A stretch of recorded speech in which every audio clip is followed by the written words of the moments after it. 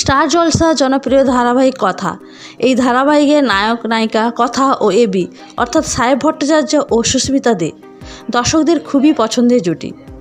গত বছর এই জুটি প্রায় সমস্ত অ্যাওয়ার্ড জিতে নিয়েছিল।